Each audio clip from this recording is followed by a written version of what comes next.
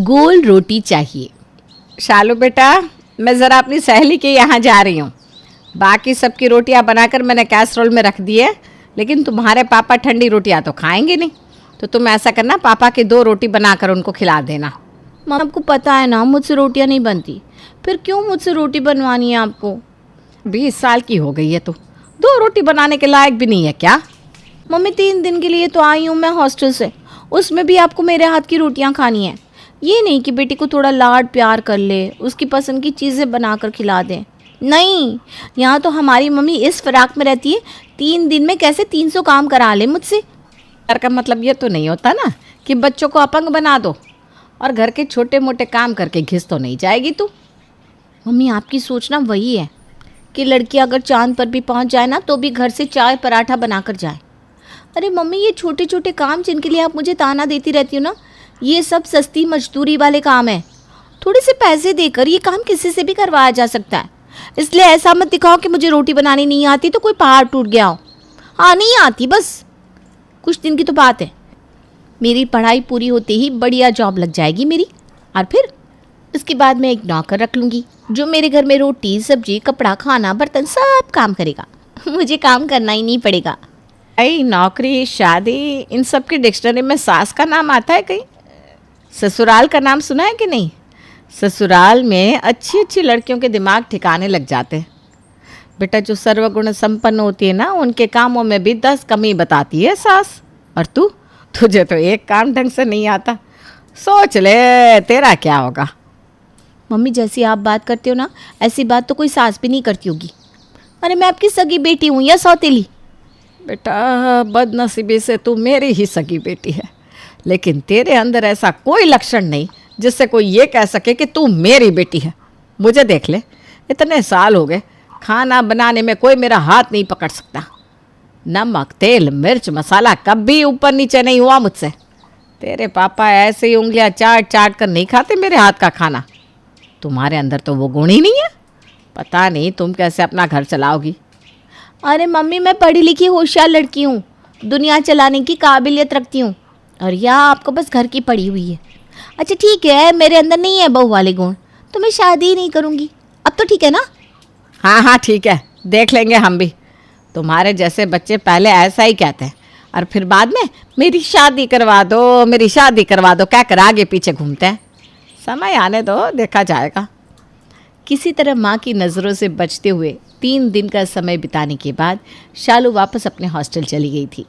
2 साल बाद इंजीनियरिंग पूरी होने पर उसने MBA में एडमिशन ले लिया था। MBA के लास्ट सेमेस्टर में ही कैंपस प्लेसमेंट में उसे एक अच्छी कंपनी में अच्छा जॉब ऑफर हो गया था। शालू अब तो तेरी नौकरी लगे भी 2 साल हो गया है।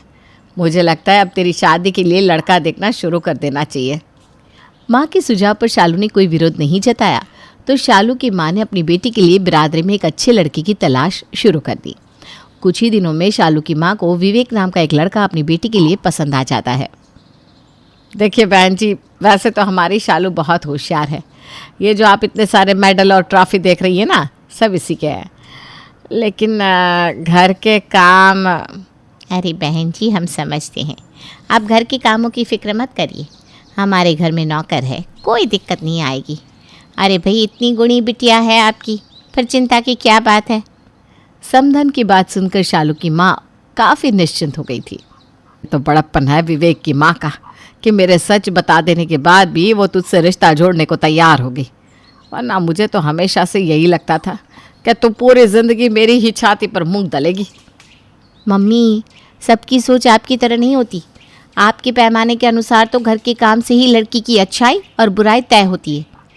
खैर, शालू की माँ अपूर्वा और शालू कभी इस बात पर एक राय ना हुए थे और शायद होने वाले भी नहीं थे। कुछ ही दिनों में शालू की शादी धूमधाम से विवेक के संग हो जाती है। शादी के बाद देखो बेटा, अब तुम्हारी शादी को पूरे 10 दिन हो गए हैं, मेरे ख्याल से अब तुम्हें रसोई संभाल लेना चाहिए। हैं? रसोई मैं संभालूंगी क्या? बेटा शादी के बाद तो बहुएं ही रसोई संभालती है ना, इसमें इतनी हैरानी वाली कौन सी बात है? लेकिन आपने तो कहा था ना आपके यहाँ नौकर चाकर है, फिर मुझे खाना बनाने की क्या ज़रूरत है? बेटा तुम समझने में शायद भूल कर रही हो।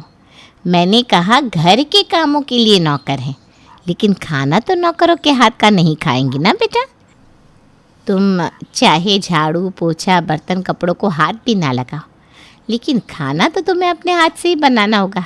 चलो जल्दी से जाओ और लंच रेडी कर दो। उसकी बात सुनकर अब तो शालू का माथा घूम रहा था।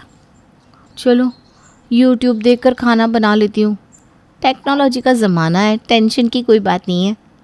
शालू यूट्यूब देखकर सब्ज़ी तो बना लेती है, लेकिन उसे ये नहीं पता था कि रोटी बनाना यूट्यूब देखकर नहीं प्रैक्टिस करने से सीखा जाता है। शालू यूट्यूब की मदद से रोटियां बनाती तो ज़रूर है, लेकिन उसकी रोटियों को गले से नीचे उतारना किसी चुनौती से कम थोड़ी ना था। लो तुम इतनी टैलेंटेड हो, ये राज तुमने आज तक छिपा कर रखा था क्या? मतलब मैं कुछ समझी नहीं। अरे ये वर्ल्ड मैप कागज़ पर बनाना कितना मुश्किल है और तुमने रोटी में बना दिया। भाई वाह, टैलेंट तो है मेरी बीवी में। तुम मेरा मजाक बना रहे हो? अरे बाबा, अपनी रोटियां खुद देख लो, हंसी ना आए तो कहना। वो मैंने आज पहली बार बनाई थी ना, इसलिए ऐसी बन गई। मुझे आइडिया नहीं था कि कैसी बनेगी। अरे बेटा बनाई नहीं पर खाई तो होगी ना। आज से पहले कभी खाई है क्या ऐसी टेढ़ी मेढ़ी मोटी पतली जली हुई रोटी? टेढ़े होने से क्या होता है मम्मी जी, जाना तो सब हमारे पेट में ही है ना, खा लो ना, क्या फ़र्क पड़ता है। लगता है तुम्हारी सास ने तुम्हें बताया नहीं कि मुझे रोटियां बिल्कुल गोल ही चाहिए होती है। अगर ज़रा से भी शेप इधर उधर हो जाए तो मैं वो रोटी खा ही नहीं सकता। और तुमने मुझे ये भारत का नक्शा खाने के लिए दे दिया। ले जाओ अपनी रोटी। आज तो मैं बस सलाद खाकर काम चला लूँगा। अगर तुम चाहती हो कि घर में सभी लोग भरपेट भोजन करें तो रोटी बनाना सीख लो।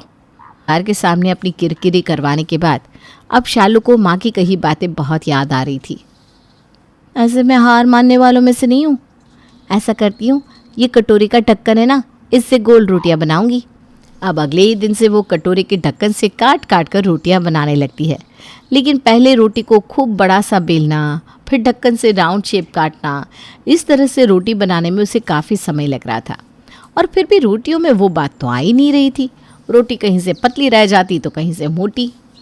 देखो निर्मला, बहू को ट्रेनिंग देनी है तो खूब दो, लेकिन मेरी 2 रोटियों पर कोई एक्सपेरिमेंट मुझे बर्दाश्त नहीं है। अरे ये कैसी रोटियां बनाई हैं, इतनी सख्त रोटी है कि दांत भी हिम्मत हार रहा है। अरे भाग्यवान, 2 रोटी ढंग की नहीं मिलती इस घर में। बहू से नहीं बनती तो तुम ही बना दिया करो। तो ये बताओ, क्या हमने कभी तुम पर किसी भी काम के लिए दबाव डाला है? तुम नौकरी करती हो, हम समझते हैं, इसलिए तुम्हारे घर आने से पहले ही दाल सब्जी बना कर रखती हूँ। बस एक रोटियाँ बनाने के अलावा ऐसा कौन सा पहाड़ जैसा काम है तुम्हारी ऊपर? क्या अपनी बहू से 2 रोटियों की उम्मीद लगाना भी गलत हो गया? आप मम्मी जी, ऐसा नहीं है कि मैं रोटी बनाना नहीं चाहती, मैं अपनी तरफ से कोशिश कर कर के हार गई हूँ, लेकिन ये रोटियाँ मुझसे बन ही नहीं पाती। मम्मी जी, कोई मेड रख लो ना खाना बनाने के लिए, उसके पैसे मैं दे दिया करूँगी। बेटा, जितना दिमाग काम से बचने में लगाती है ना तू, उसका आधा भी रोटी बनाने में लगाती तो अब तक सीख चुकी होती। बेटा, मैंने पहले भी कहा है और आज फिर से कह रही हूँ, मैं अपने चौके में नौकरों से हाथ नहीं लगवाती। उसकी जाने के बाद अरे यार, क्या मुसीबत है ये रोटी रोटी रोटी। चलो रोटी मैं बना तो रही हूँ, उस पर भी गोल रोटी चाहिए, ऊपर से मुलायम भी। मैंने मम्मी की रोटियों को कुछ ज़्यादा ही अंडर एस्टिमेट कर लिया। मम्मी ठीक कहती थी, मुझे समय से रोटी बनाना सीख लेना चाहिए था। इन रोटियों की वजह से रोज़ रोज़ ससुराल में मेरी इज्जत का कबाड़ा हो जाता है। शालू इंटरनेट पर गोल रोटियां बनाने की ट्रिक ढूंढ रही थी कि उसकी नज़र एक रोटी मेकर के ऐड पर जाती है। अरे, बाज़ार में तो रोटी बनाने के लिए रोटी मेकर अवेलेबल है, और मैं इन गोल रोटियों के लिए घर में रोज़ सबसे 10 बातें सुन रही हूँ। बस मिल गया सॉल्यूशन, मिल गया। आज ही रोटी मेकर खरीद कर ले आती हूँ मैं। उसी दिन शालू बाज़ार जाकर एक रोटी मेकर खरीद कर लाती है। यार, इस रोटी मेकर में भी ढंग की रोटियां नहीं बन रही है। ये कैसी कच्ची पक्की सी रोटियां बनकर तैयार हो रही है इसमें। मेरे ससुराल वाले तो कभी ऐसी रोटियां नहीं खाने वाले, और रखने के बाद तो इतनी सख्त हो गई है कि मुझसे ही नहीं खाई जा रही। पता नहीं कब मुझे गोल गोल रोटी बनानी आएगी। आइडिया, अगर मुझे बस गोल रोटियां बेलने में ही दिक्कत है तो ऐसा करती हूँ, इस रोटी मेकर से दबा दबा कर गोल गोल रोटियां बेल लेती हूँ और फिर उसको अपनी ही तवे पर सेंक कर सबको खिलाऊंगी। बाकी लोग भी खुश हो जाएंगे और मेरा ये गोल रोटी बेलने का झंझट भी खत्म हो जाएगा। बस उस दिन के बाद से तो जैसे शालू को जादू की छड़ी मिल गई थी। अब वो रोटी मेकर का इस्तेमाल सिर्फ रोटी को गोल बेलने के लिए करती थी और उसके बाद रोटियों को अच्छी तरह से सेकने के लिए वो अपने ही तवे का इस्तेमाल करती और सबको गोल गोल नरम रोटियां बनाकर खिलाती। तो दोस्तों, इस तरह शालू की परेशानी तो ख़त्म हो गई। लेकिन क्या आपको भी शादी के बाद गोल गोल रोटियां बनाने में दिक्कत हुई थी? अपने एक्सपीरियंस हमें कमेंट बॉक्स में ज़रूर बताइएगा।